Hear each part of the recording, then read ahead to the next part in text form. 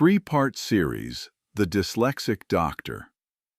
They called him backward. He became a pioneer. What if the brain that struggled to read a page was the same brain that could see things no one else could see? In a radiology suite, an operating room, or a boardroom full of people who assumed you weren't smart enough to be there. 5 people with dyslexia didn't just survive demanding careers. They changed their fields, and their stories are going to completely reframe how you think about learning differences. Dr. Beryl Benacerraf. Let's start with someone whose story begins in an elite New York school, in the worst possible seat in the room. Her name was Dr. Beryl Benacerraf, and she had a system. Before she was a Harvard professor, before she was an internationally recognized radiologist, before she was one of the most decorated physicians in the history of prenatal medicine, she was a schoolgirl who had quietly figured out how to survive a reading aloud exercise.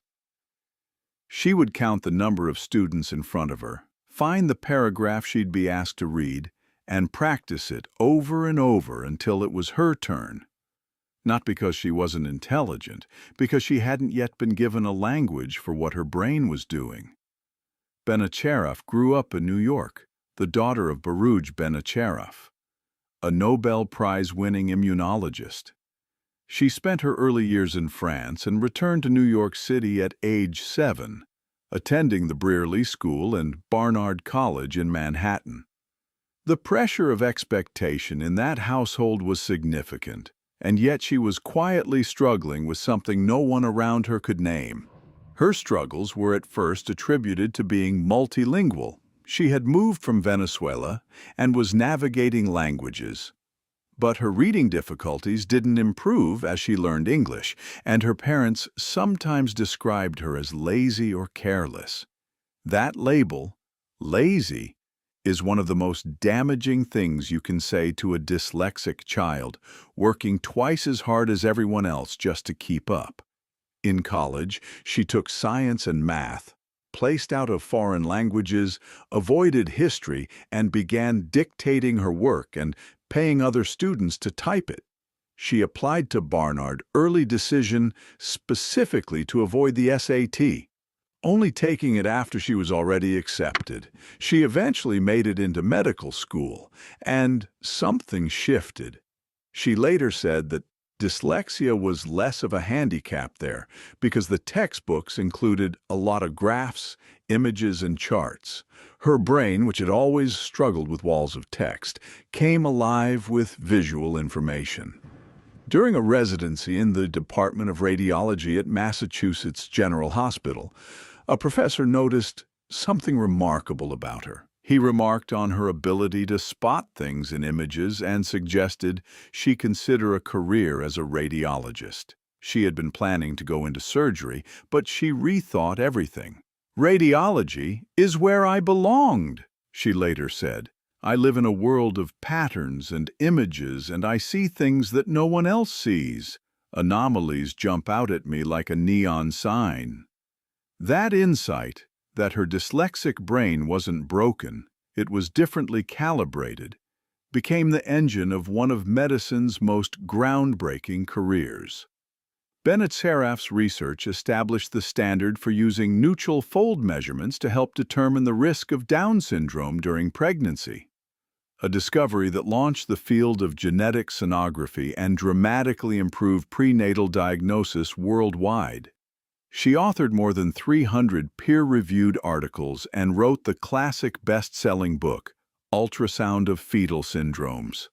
She served as editor-in-chief of the Journal of Ultrasound in Medicine for 10 years and was a sought-after keynote speaker around the world. In 2021, she was recognized as a giant in obstetrics and gynecology by the American Journal of Obstetrics and Gynecology, one of the highest honors in her field. She passed away in October 2022, but her work is still protecting pregnancies and saving newborn lives right now. And her dyslexia, although it impaired her reading, it also helped her decipher obscure images and view things in entirely unique ways. leading to insights that changed medicine. Part 1, Segment 2, The Dyslexic Doctor.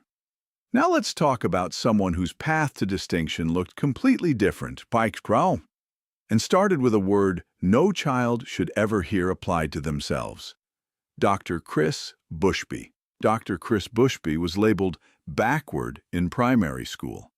At the time, dyslexia wasn't recognized in the Suffolk education system, and that was the word people used. His father was a professor of music at the Royal College of Music in London, and his mother was a teacher, a family that understood learning, which meant his parents recognized something more complex was happening. They took him for diagnostic testing, and he received a dyslexia diagnosis at 8 or 9 years old. That diagnosis didn't open many doors at the time, but it gave his family a framework. At secondary school, 4 exceptional teachers recognized his abilities. He finished school as head prefect, house captain, and head librarian, which, as he has joked, is ironic, given that he's hardly ever read a full book. But the academic system still shut doors. He showed real promise during a placement at a veterinary practice and loved it. They thought he had potential, but because of academic qualification requirements and the lack of dyslexia recognition at the time, that path wasn't available to him, so he found a different route. He spent 3 years in the Army with the Coldstream Guards, a discipline that sharpened him in ways school never had. When he returned and went to university, he graduated as the top student. He is a black belt, 3rd Dan in judo, competing at national and international level, a practice that helped him understand what he was truly capable of. And those honorary doctorates? He went on to serve as chief executive of 2 leading organizations for over 25 years, chair of several boards, and received honorary doctorates from the University of East Anglia, University of Essex, and University of Suffolk. He has said that some days he still struggles to write his own signature, and he says it openly because visibility matters. His strategy? Play to your strengths. He couldn't always write or read fluently, but he could think and speak.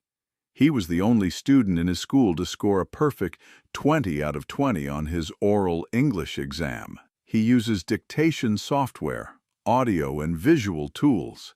He builds strong teams around him with complementary skills, and he advocates loudly for others who are still being labeled with that word. Part 1, Segment 3, The Dyslexic Doctor. And then there's a man whose story is told in the lives of children who are alive today because of his hands, Dr. Marc Rowe. Dr. Marc Rowe is one of the truly great pediatric surgeons of modern medicine.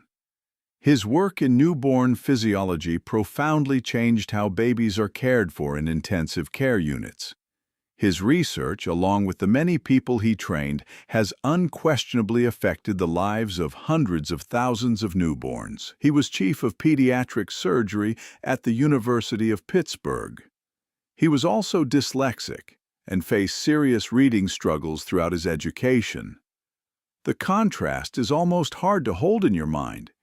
Here is someone whose career required precision, technical mastery, years of training, and an ability to learn staggering amounts of complex material. And the system designed to measure that learning was built in a way that worked against him at every turn. He pushed through it anyway. He found his fit. And he changed an entire field of medicine. 3 people, 3 very different paths, and the same underlying story. A brain that didn't match the test, finding a world where it was exactly what was needed. But the question of how they navigated the tests, the MCATs, the licensing exams, the gatekeepers, that question has a very specific answer. And it comes from a cardiologist in South Carolina who once scored a 1 on his MCAT reading section. That's Dr. John Rhodes, and his story is in Part 2. Before you go, If any part of this story hit close to home, I want you to sit with that for a second. Because maybe this wasn't just about 5 doctors with dyslexia.